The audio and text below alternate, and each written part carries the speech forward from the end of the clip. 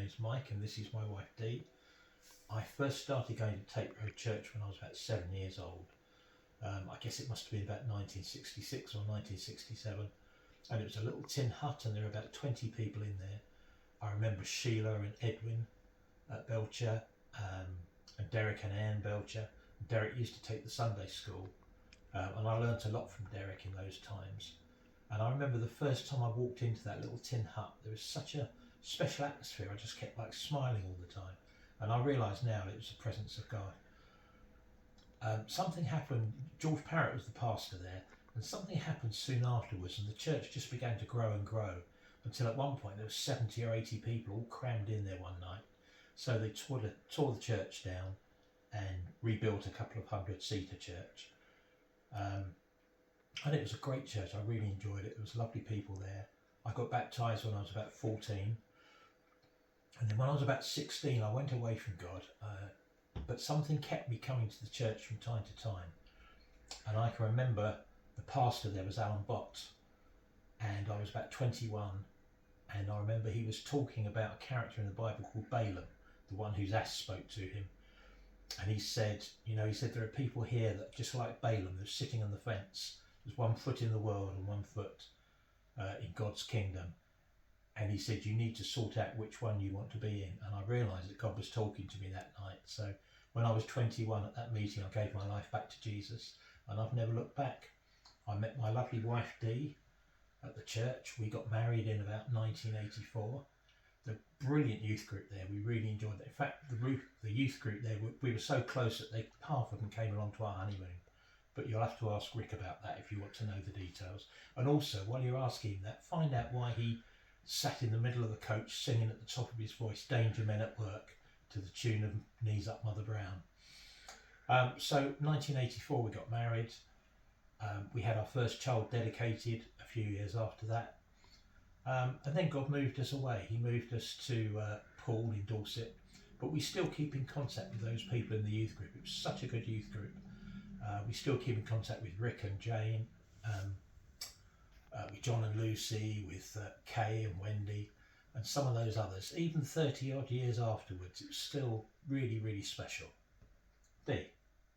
That's me. Yes. Well, when Mike started going to the church, I was 3 years old, so it took me a little while to catch up with him and go to the church and meet him. But I actually met him when he'd come back to the Lord. He was 21. And I'd been praying that God would get me to a church somehow, and if God was real, he'd prove himself to me.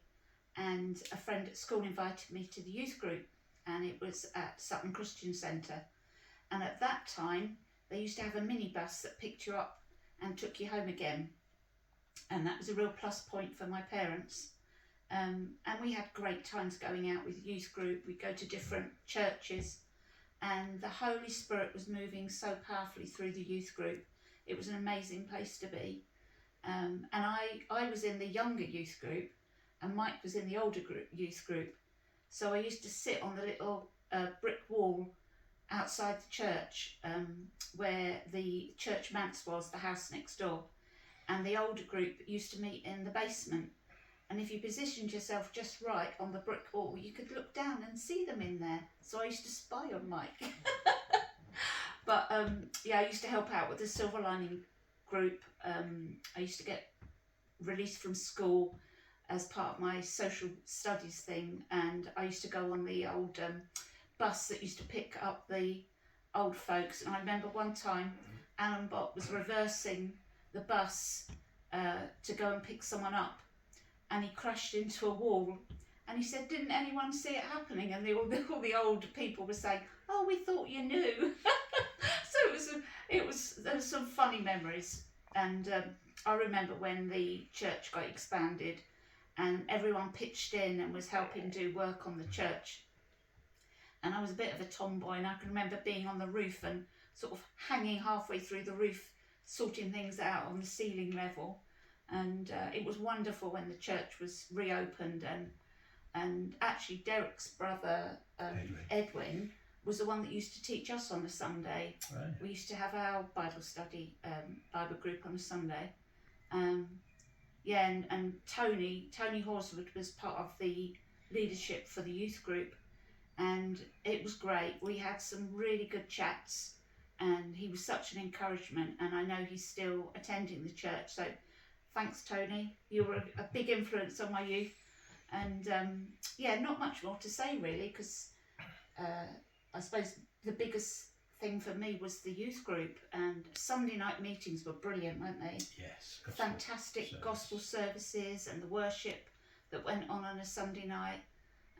Yeah, very happy memories, and yeah, haven't got much more to say. And well, I would say that I remember Rick coming along, and his mum used to say, "I've got a lovely young man, a lovely son," and it was the mum's thing to say to the young men, "Come along to some lovely young ladies," and I remember Rick coming along and Rick getting saved, and amazing what Rick's gone on to do with his wacky sense of humour, and was it Van Man or something, wasn't it? Transit Man.